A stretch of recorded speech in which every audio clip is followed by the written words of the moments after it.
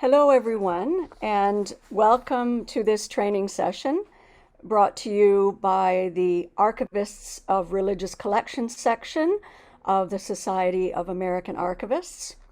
My name is Julia Armstrong, and I'm speaking to you today from Toronto, Ontario, Canada. I wish to acknowledge that the land where I live and work has for thousands of years been the traditional land of the Huron-Wendat, the Seneca, and the Mississaugas of the Credit. This meeting place is still home to many Indigenous people from across Turtle Island, and we are grateful to have the opportunity to work on this land. Today's topic is archival outreach. And before I introduce our presenter, I'd like to draw your attention to the disclaimer on your screen. The content in these presentations is for information only and is not to be considered legal advice. Our views do not represent the organizations where we work. We do not make any endorsements or guarantees. We're not liable for any loss or damage caused by your use of the content we provide, and ask that it is your responsibility to critically evaluate content provided in the presentation and accompanying materials. So I just want to remind you that this is a webinar format and you will not be able to use your microphone or video during the session.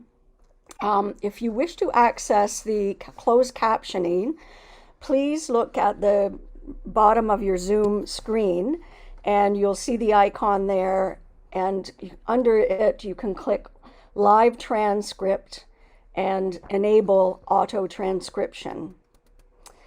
We're asking that you use the Q&A feature only to ask your questions. We won't be taking questions from the chat function, so please look for the Q&A button at the bottom of your screen. We'll have our question period after the presentation concludes. We also ask that you follow the SAA Code of Conduct. I'm sure you're familiar with it. And as I said, the session is being recorded. There'll be a short survey that comes to you at the end, and we do hope you'll click that and fill it out. It's very helpful. We also encourage those who may not be members of the Society of American Archivists to consider becoming a member.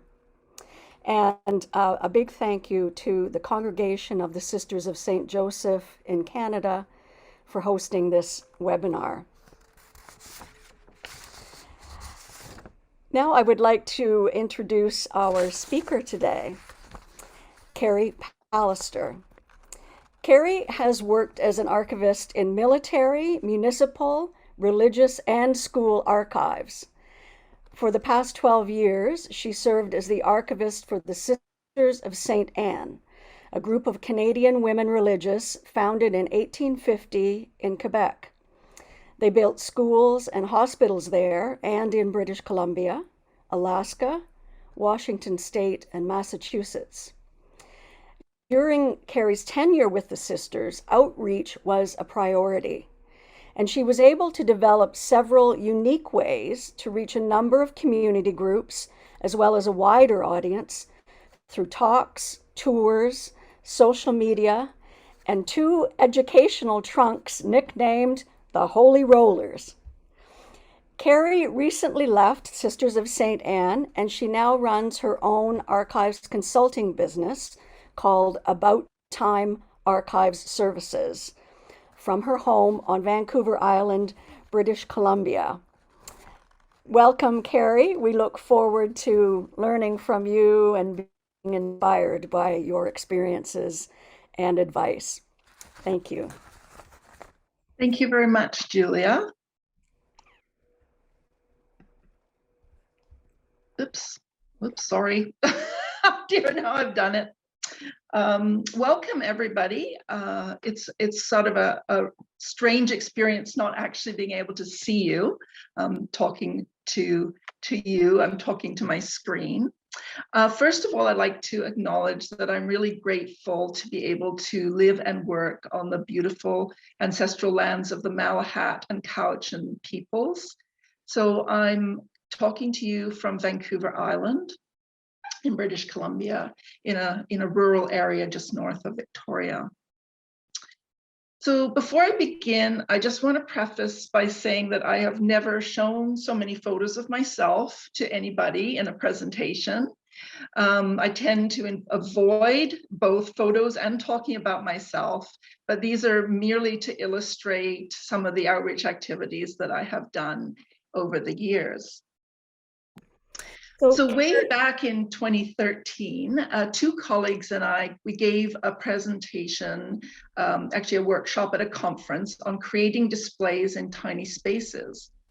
We marked out shapes on a table with masking tape, provided random items such as artifacts and photographs, etc., and asked the participants to work in teams to create displays. We were absolutely... Carey, sorry, I'm just going to interrupt. We're not seeing your screen. If you are, do you want to try sharing again? Yes, I can do that. Sorry. Oh dear. You vanished. Oh, here you are. No.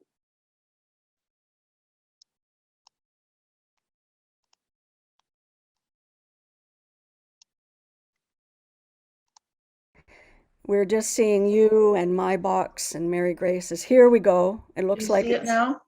Yes, and I hadn't moved any slides, so good. So if you just want to go into from beginning, excellent. Okay, I hadn't started with the slides, so sorry about that.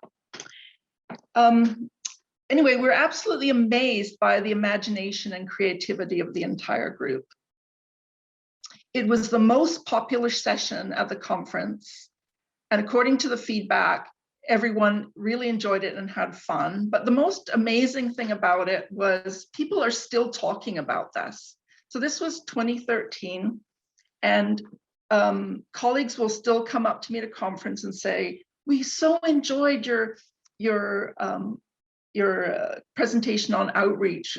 Do it again." Well, we've never done it again, so this is the next closest thing. So it has an enduring value. It had an enduring value as well as a fun activity at a conference. So outreach is a passion of mine for several reasons. I feel that it's a vital part of any archival program. And my principal conviction as an archivist is, why have an archives if no one knows it exists or can't have access to it?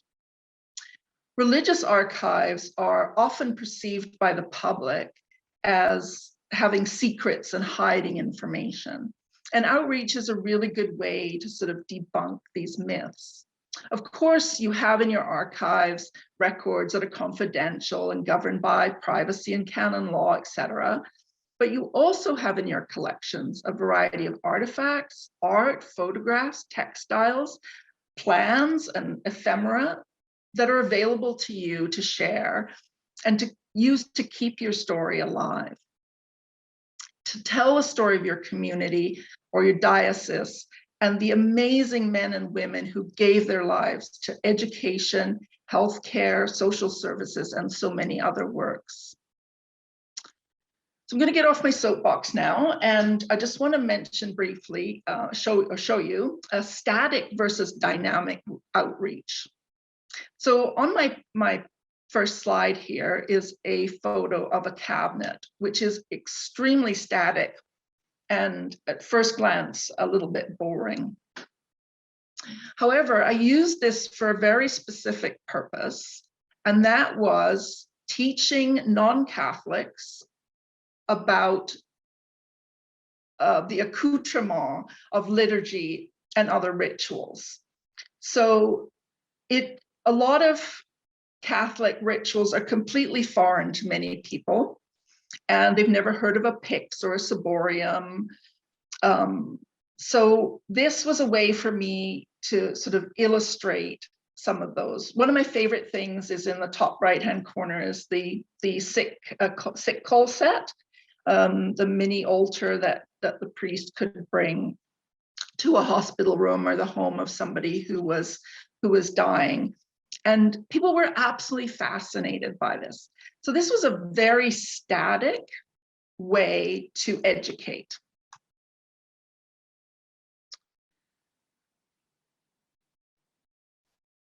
So this was the archives that I worked in until recently. And I just wanted to mention that outreach starts when people walk in your door.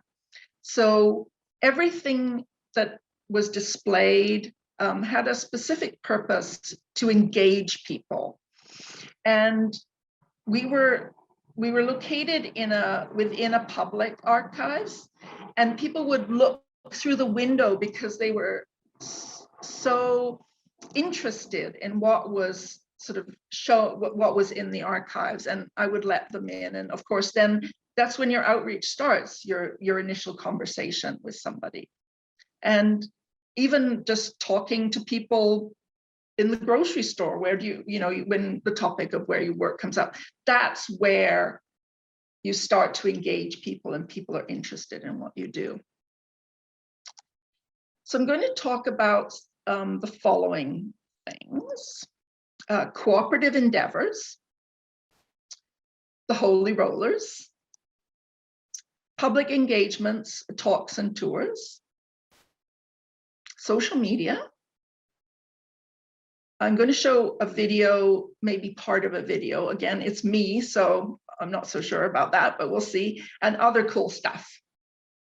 I just want to mention that the little image on my screen was a quick display I did. The Sisters of St. Anne moved out of their administrative buildings and they had a garage sale. And this was my little display of crucifixes that people could buy at the garage sale.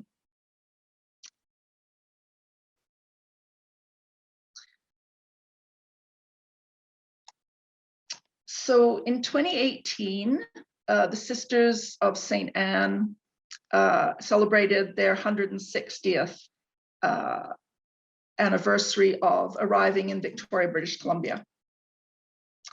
So our offices were located within the BC Museum complex. And so this cooperative effort was between the Sisters of St. Anne and the Royal BC Museum. They have a tiny little space off the main lobby called the Pocket Gallery, and they rotate the displays in here every 4 or 5 months or so. And they were generous enough to let us have this space. They were also generous enough to provide the expertise of their exhibits personnel to set this Pocket Gallery up. It was hugely popular. The back, I'm sorry, I don't have super good photos of it, but running around the whole back was images from old medical textbooks. There was 2 vitrines, one with a sick call set and the other with medical textbooks, medical instruments, things like that. And this celebrated the legacy of healing, so the healthcare that the Sisters of St. Anne had provided for 150 years, I guess. They didn't build their first hospital right away. And this was just part of a big celebration. So cooperative efforts are wonderful. They're time consuming, but I found working with others is such an inspiration, and I find that I learn a lot just from the talents that other people have, and I'm a big fan of cooperative efforts, and this one was certainly a really very successful one. This one was a little bit different. So we were contacted. So Canada was celebrating its sesquicentennial, and we were contacted along with other galleries and museums to provide images for chefs to choose from to illustrate this book. And right away I jumped on board. It was another cooperative effort. The Sisters of St. Anne were known as artists. And so ultimately they came up with 2 cookbooks. So this was the art that was in the first one by Sister Marguerite Lalonde, and this fabulous crab dish the chef was inspired by the Sister Marguerite's beautiful Chinese inspired drawing.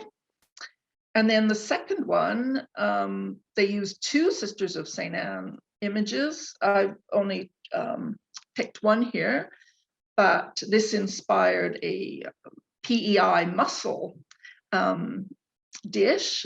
This chef was inspired, and it was really a way to showcase some of the art that the sisters had done over the years. And these were hugely popular, these cookbooks, and they actually went out of print and they had to reprint them. And I was just really proud that the sisters could be part of this kind of odd cooperative effort. It's not something you would be asked to do every day, but it was certainly very fun. And they were so delighted to see their art in the cookbooks. And one of the sisters even tried making this crab dish, which is very challenging apparently, but very delicious. So I just wanted to mention some other books as well. Often cooperative efforts or cooperative endeavors are about books and books that celebrate special events or special people. I find that books, the average book takes 7 years to write. I've been involved in a couple. They're extremely time consuming and quite expensive. And I think in today's digital age, I think that books there's probably some better way to get the information out there. Caring and Compassion is the history of the Sisters of St. Anne in healthcare, just in British Columbia. It took the author about 7 years to do the research and to write. It's out of print now. It has a very limited audience, great for a reference book, but again, time consuming, labor intensive and expensive. North to Share is the story of the Sisters of St. Anne in Alaska, was written by 2 Sisters of St. Anne and a lot of other people who contributed to it as well. Again, it's a fabulous reference book. I used it so much and still recommend that people, it didn't sell very well. It had a very niche market, but if you're considering a book, think of other ways that you might be able to celebrate your congregation or your diocese. So gallery exhibits, this was a wonderful cooperative effort. Unfortunately, I have no photos of I only have the poster and one photo but the event, the photo in the poster was blown up to life size. And this at the Art Gallery of Greater Victoria. So this was a cooperative effort between the Art Gallery of Greater Victoria, the Sisters of St. Anne, private individuals, and the Royal BC Museum.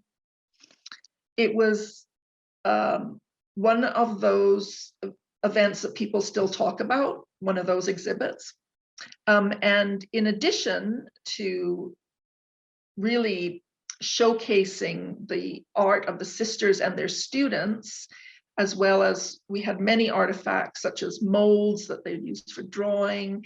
On my screen here, you can see the art teacher, Sister Maria Zith. This was her art box with all her paints for China painting. So it was a very rich exhibit.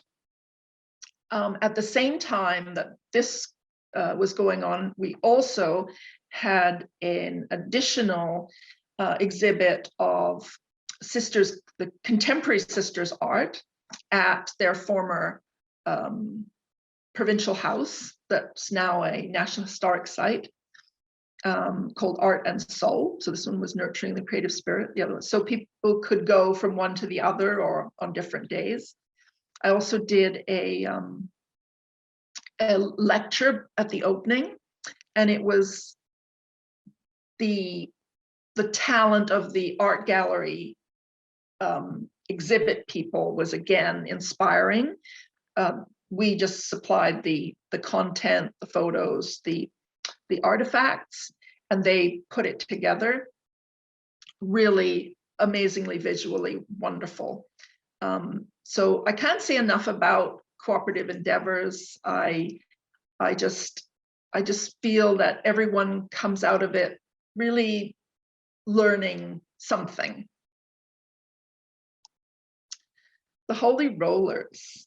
So my boss and the superior at the time hated this name, but it really resonated with me, and I came up with it. She hated it, but she's not here at the moment, so I'm going to use this. So this is just what they look like from the outside, and these were created again for the sisters' 160th. And this was a cooperative effort between the Sisters of St. Anne, the Royal BC Museum, and the government of Quebec. So government of Quebec gave the money, the grant money. These were quite expensive, but super awesome, as you'll see in a minute. Of course, Quebec had some rules about being bilingual, but there's very little text in the exhibit. I did that on purpose so that when using them in a presentation, it could be done in any language. Really, the text that went with it could be translated into any language, and I thought that would make it so much. They would make them so much more useful.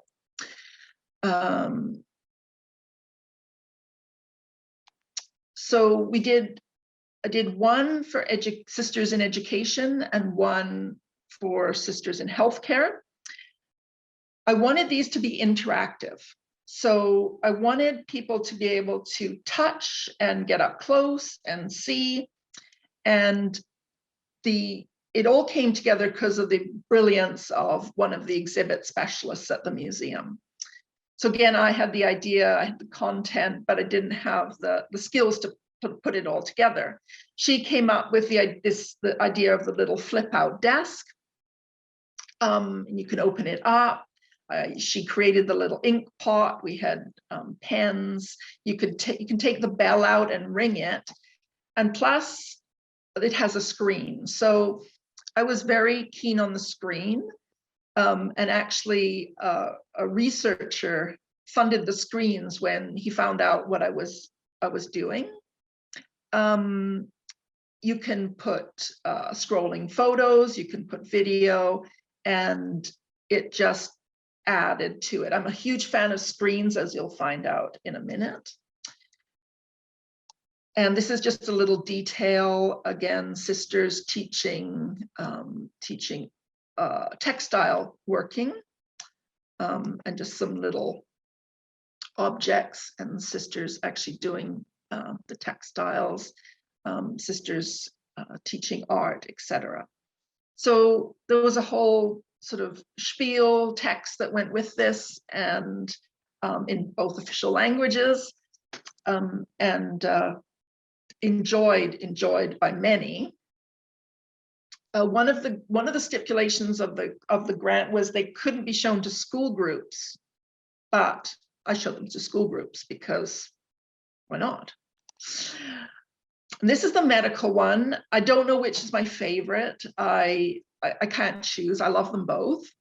This one's super cool because of the X-ray, several X-rays that is on a little flip out board that is see-through and looks like an X-ray that's being shown. The little, I don't know if you can see it, but the little X-ray, the bottom one that's got sort of all the little spikes sticking out, that came from the congregational archives of the Sisters of St. Anne. And that's somebody's foot in a boot. And the little spiky things are nails, boot nails. And you can see the little, where the laces go, etc. And the hand has a metal ring on it. So things we'd never do today is have an X-ray with a metal on it. But that's super cool. So then this is in the center here, Sister Mary Dositheus. And you can open the little medicine cabinet and see inside a stethoscope and a watch and pins, etc. And then you can, she was magnet. She stuck to the board with magnets, and inside you could see her cross and her rosary and her ring, etc. And this was a way to teach about the parts of the habit and other things. Again, there was a screen which I could run video or photos. And then the book at the top. So when the School of Nursing opened in Victoria in 1900, there was no textbooks, so the sisters wrote their own. And this is a reproduction of that textbook. So had a lot of fun with these. They're expensive. They're about $8,000 a piece, but I think totally worth it. And just super fun way to share the history of your congregation or diocese. And I think the most rewarding moment for me was when the congregational leader saw it at the 160th. She'd come all the way from Quebec, and she said, "This is how we tell our story." She was so impressed. She said, "This is it." And for me, all the hard work, because it did take a long time, was very, very worth it. So public engagements, and I'm sure most of you have probably done talks or tours. I've just done I've done lots of it. I enjoy it. I learned to speak in public by going to Toastmasters. Highly recommend it, because I just wanted to be better at doing this kind of thing. So these are just some various interesting things I've done. The top left hand of my screen, in the front row, some Sisters of St. Anne. This is a group of grade 11s that came over every year from Vancouver to do a 3-day retreat. And what I did for them, they're gathering in the auditorium at the old St. Anne's Academy. And then I gave them a scavenger hunt. So instead of just talking at them, I did little, like a brochure style scavenger hunt, and they had to find everything by asking questions of the sisters or from the sites that they visited. And then the school portion of that, they asked them to make videos of what they learned. So that was kind of a very cool project. The bottom of my screen, here's me, is in the original Pioneer Schoolhouse that still exists of the sisters, and I'm talking to university students who are in the Catholic education program, so they're going to be teachers in Catholic schools. And then here on the right, I'm giving a cemetery tour. So in Victoria, we have a very active Old Cemetery Society. And every year they give a tour every weekend, every year. And I've done several on the Sisters of St. Anne. Pioneer cemeteries are super interesting, not only the people that are there, but also the architecture of the tombstones, the creators of the tombstones, the design of the cemetery, etc. So I found lots to talk about. I was asked to give a talk to the Esquimalt Photography Club. So this was interesting for me.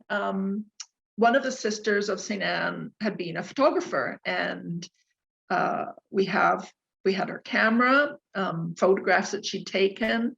And so this was my little advertising. I called it Smile or Not, because the sisters weren't allowed to smile in photos.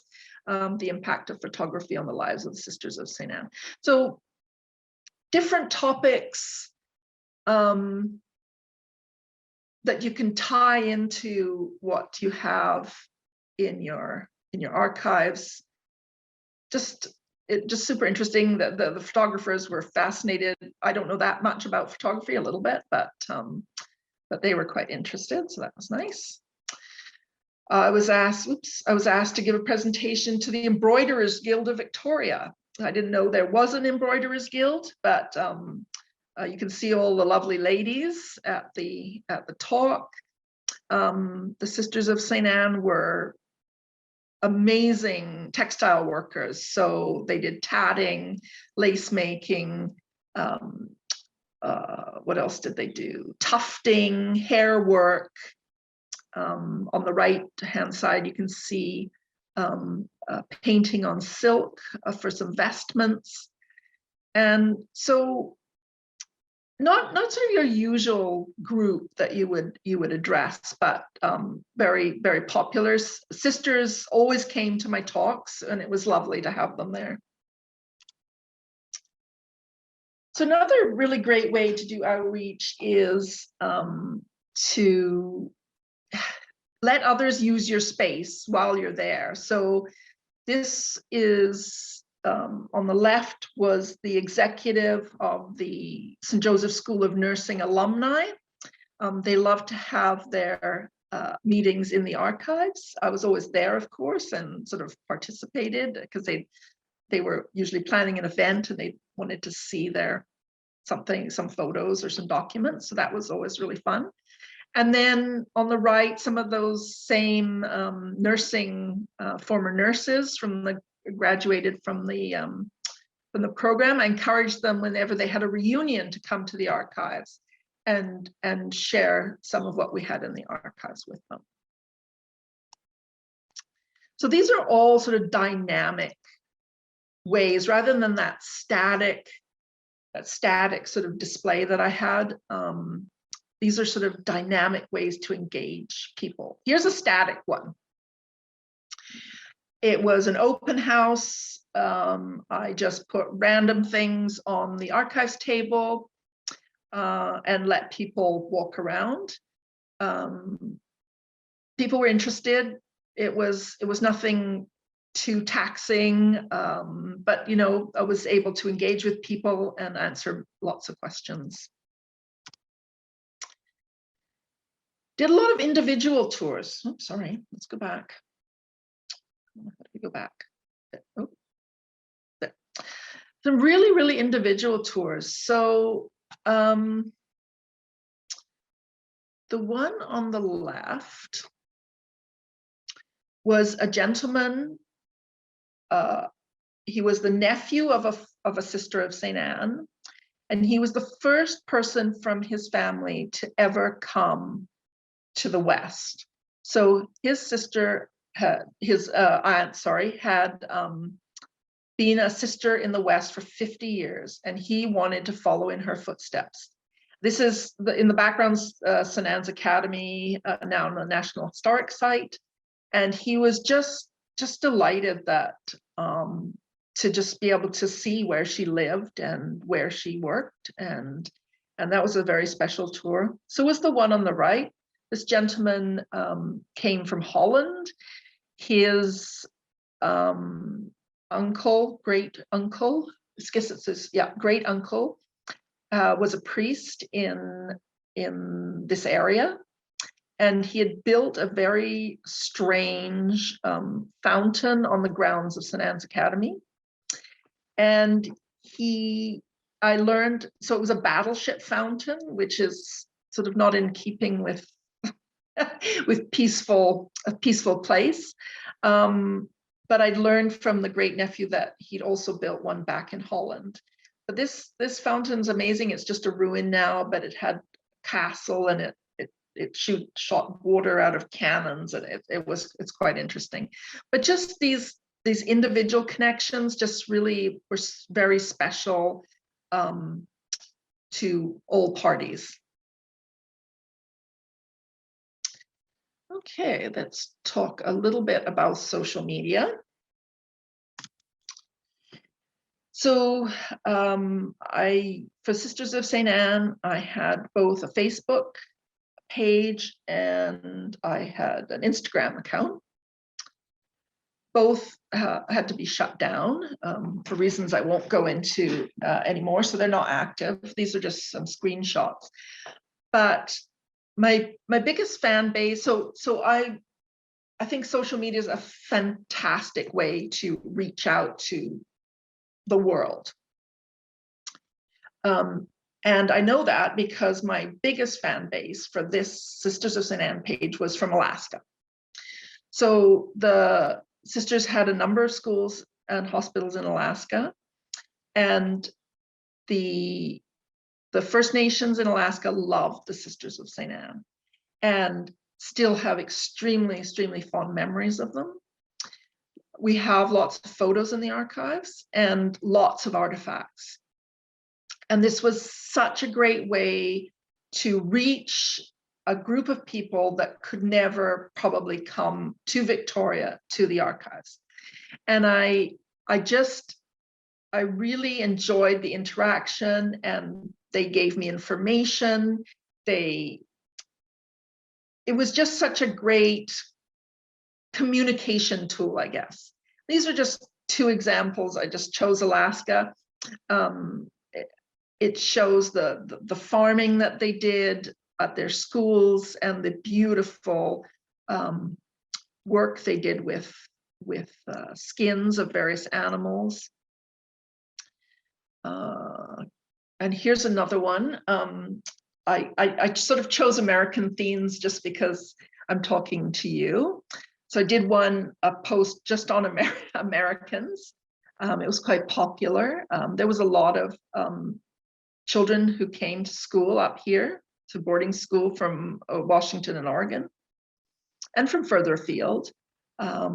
These are very early pictures, 1860s, 1870s. And just a fun thing to do. On the right was a photo that went viral. And I've learned with working with Facebook quite a bit that you just don't know what's going to go viral. It's I don't know what it is. So this was a friend who found this photo in a junk shop, donated it to us, and I put it up on Facebook, and it just, I mean, there was hundreds and hundreds and hundreds and hundreds of views and shares, and for us it was viral. So it was kind of fun. I'd had another Alaska one go viral as well, and had kept being reposted. So what grasped people's imaginations is kind of unknown, but the page was very successful. And because I didn't have any of my Instagram, and I don't do Twitter, but I just wanted to show you, oh no, this is an Instagram. I just chose something I found online. It can just be so simple. Instagram post, just a commemorative date. It can be the same as your Facebook post, or just with hashtags which is the way that the Instagram users see your posts. So it can be simple, it can be complicated, but it can be simple and reach a large amount of people. And from both Instagram and Facebook posts, I just received so many reference questions and was able to follow up with many, many people. So for me, this was just such a super way to do outreach. I know that, well, the young tend to don't use Facebook much anymore, But that's okay. I think it's, while we have this tool, we should use this tool. Okay, here's my video. This is not, so I'm also I'm the archivist at 2 private schools. And I have at one of these, well, I will eventually do both, but at one of these schools, I started the archives. They didn't have an archives before I came. And when I wrote the report, I said that I would do this if the archives is included in the curriculum. And that's what's happened. And I was supposed to do many of these videos, but then COVID. But I just wanted to show you how simple it is to do a little video on whatever topic you want. It can be 30 seconds, it can be a minute. The only thing you do need is somebody who can put it all together. In this case, it was my daughter who put it together for me. But let's see if we can play this. And oops. Oh, sorry. No, let's see how we do. Oh, there we go. Okay. And we only have to watch like I'm not sure how we're doing for time here. So I think we're getting close. So we'll just do a little tiny little bit of this.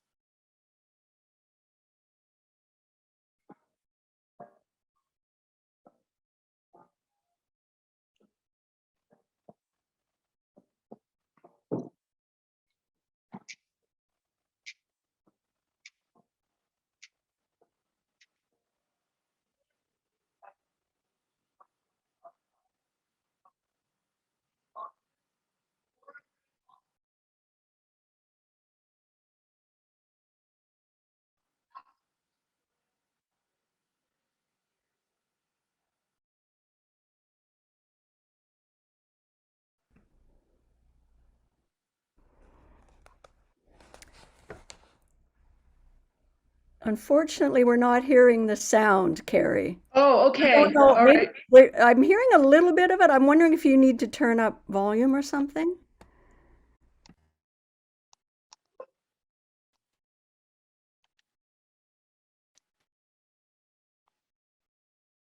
Any better? Yes, I think so. Okay. I'll fast forward. The other people here in archives have back for this.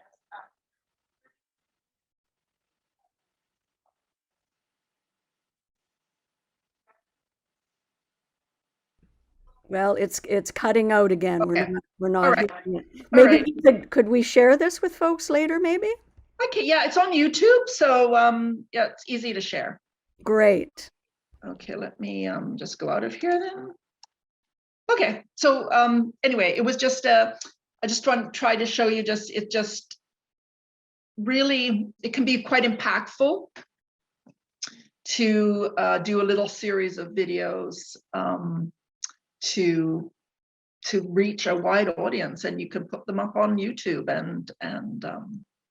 and reach even more people. Okay, so my last little section is called Other Cool Stuff.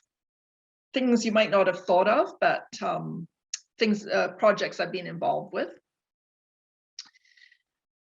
Utility box covers seems kind of odd. I was involved in the one in the center. So when I worked for the City of Victoria Archives, we were involved in adding these wraps to these utility boxes. But you can see on the right that in Ottawa, there's a lovely one of a sister to commemorate the Institute of Jeanne d'Arc, which she founded. So you can work with if this is another cooperative effort, of course, you can work with your local municipality or local town, and if they're doing this kind of thing, this one on the left was in Reading, Massachusetts. If you look up utility box images, covers, you find they're all over the place. And this one, the center one, the City of Victoria, it has City of Victoria Archives image number on it. If you wanted to go and order it, you have the image number. So it's just a really cool way of commemorating a place or a person. Public signage. I'm not a huge fan, honestly. So I was involved in this project. There's another one here. This is at St. Anne's Academy that I've mentioned several times. These are bilingual signs. They were partly funded by the government. You can't change them. I mean, they're there until they're taken away. They are informative, but there's more ways of, I think, being able to change content and making it interesting. I mean, they're beautifully done. I did the text editing for these, and there's a number of them all over the place, and people like to look at them. I mean, it's obviously another cooperative effort, and they're super expensive to produce because they all have to be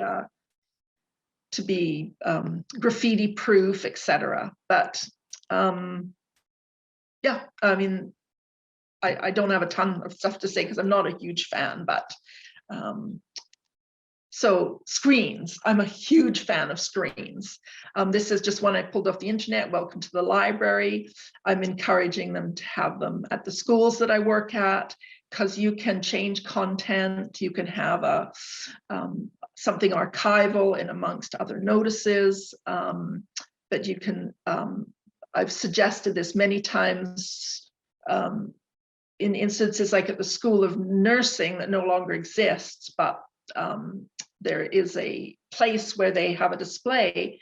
If everybody wants to see their grad year photos, you can scroll them on a screen, because nobody has the wall space or usually wants to put up, 100 years of nursing grad photos. So I'm a huge fan.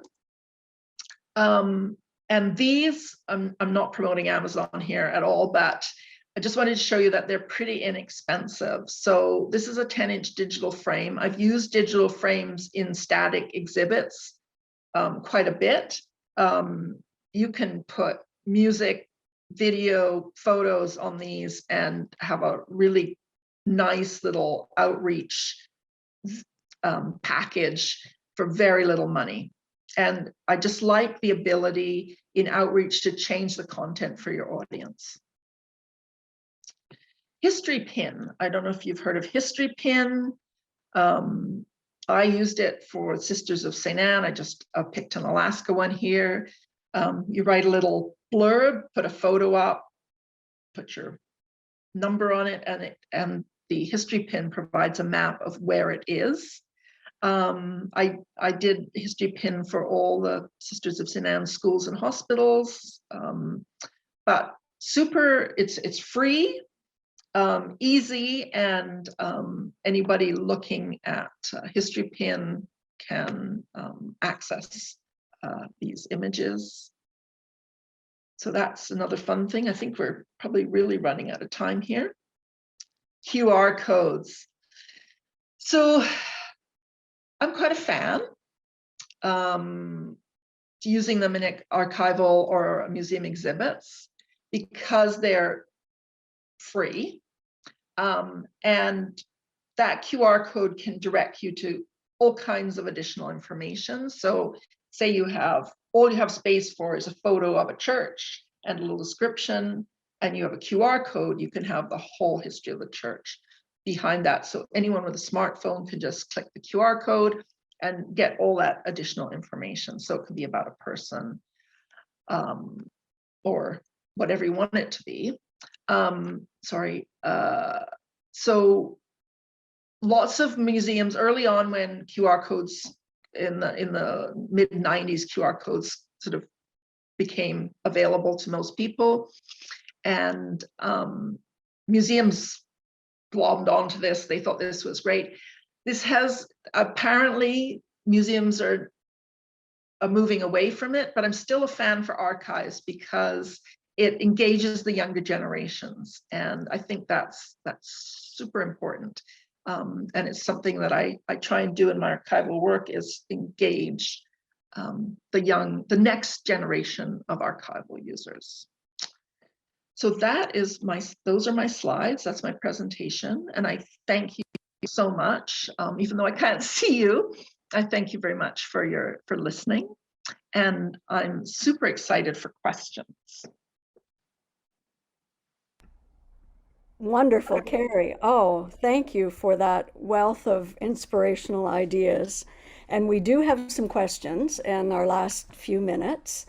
First one is, can you tell us where you ordered the Holy Roller cases and the screens you placed in them? Now, I think you did talk about some of the small monitors where you can do the slideshows, but where did you order the actual The case? cases came from Quebec. And if Julia can take your information, I can certainly email you and tell you that the company, as I remember part of the name, but it's I can find it for you and send it to you.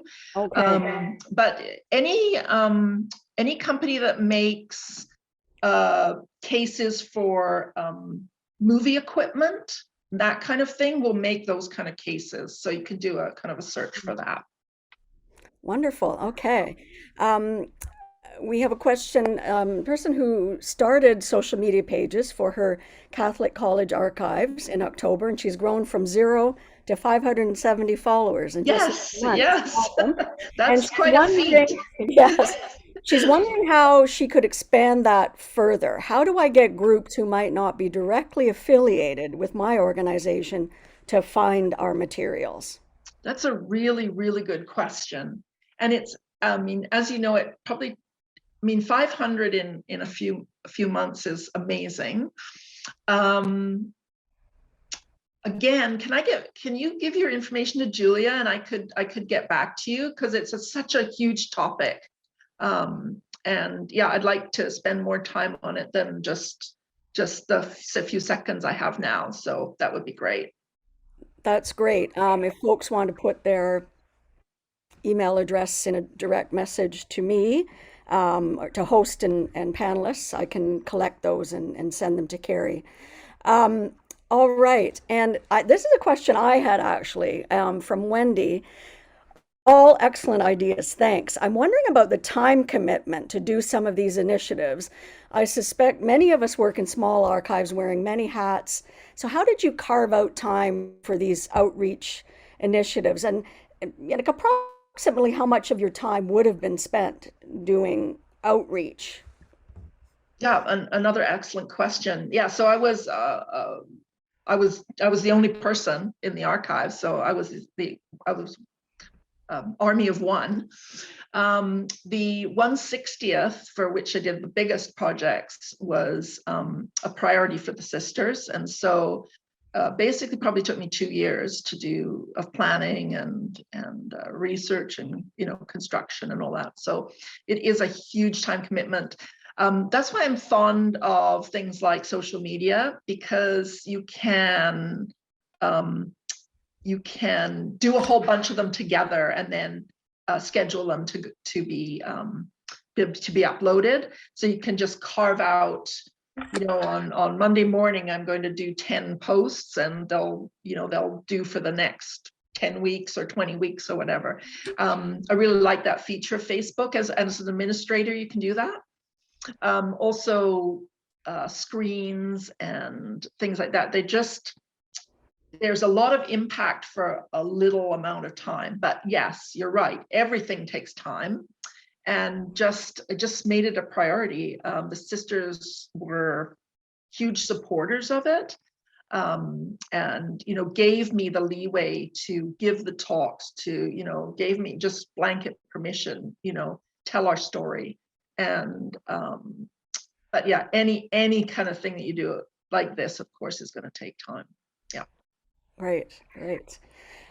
Holly has asked a question for the public signage, and she says, including that which you weren't a fan of. Did you reach out to offer to do this, or did someone else in your organization, or did the city or other officials reach out to you?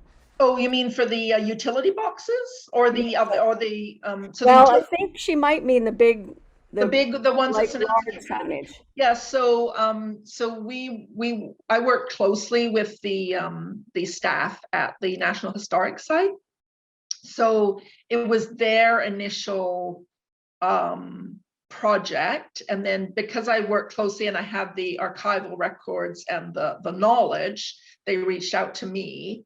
But it was all funded through government initiative, because the government offices are also in that building now.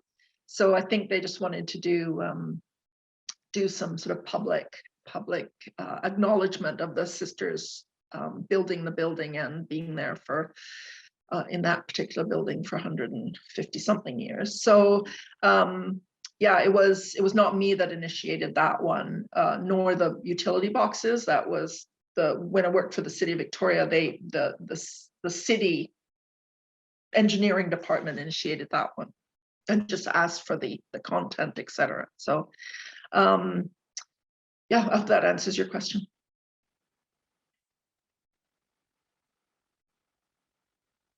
You're muted now, Julie. I can't hear you. Sorry, yeah. Okay. Sorry about that.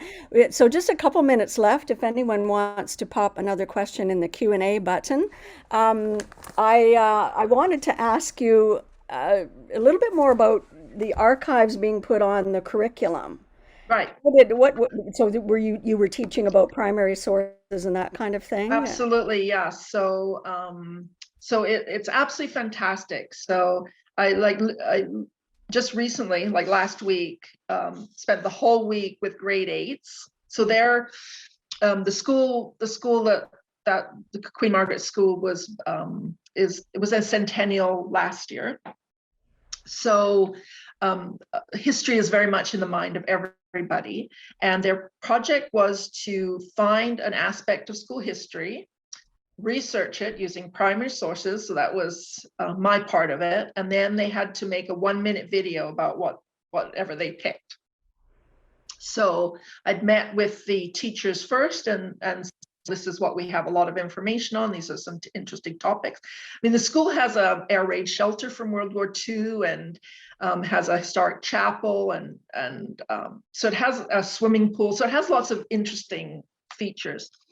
So of course the boys all wanted to do World War II, and the girls, and it's an equestrian school as well. So there's lots about horses, etc. So so they all came in, they were kind of grumpy, you know, especially the boys, you know, we don't want to be here. And then and by the end they were just like coming back because they just wanted to be in the archives, just wanted to hang out. So I think I did my job, and I'm excited to see their videos. So I've also had grade 4s researching how the school does service is one of the pillars of the school. So the grade 4s were looking through the yearbooks. How did the school do service over the years? Things like that. So Wow. it's just fabulous. Yeah. That's so great. Oh, Carey, we are so appreciative of. There are many comments in the chat, and There so are many comments in the chat, and yeah, I'm sad we they're can't all see them. thanking you. So Oh, many thank good you. ideas Oh, are some of them. Um, One says, please consider developing your LinkedIn profile because they want to connect with you. okay. Yeah, I Um, took it down a yeah, while ago. So thank you for the reminder. okay. I will. I will. And there are a lot of wonderful comments and thank yous. Oh, thank We did you. record this session, and as Mary Grace has commented, yes, we do hope to send the recording to all who registered, so you can make some more notes. Um, I need to wrap it up now, and once again, thank you to everyone who participated. Thank you for your wonderful questions. Thank you to Mary Grace for hosting us and organizing, and especially to you, Carey, for sharing these really wonderful initiatives and helping inspire us.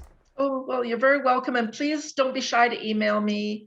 I'm very happy to answer questions. Yeah. That's wonderful. That's wonderful. Yeah. And we have lots more archival chats and lunch and learns coming up. So do watch the listservs and for announcements about those. And I wish everyone wonderful weekend. Okay. Thank you. Bye.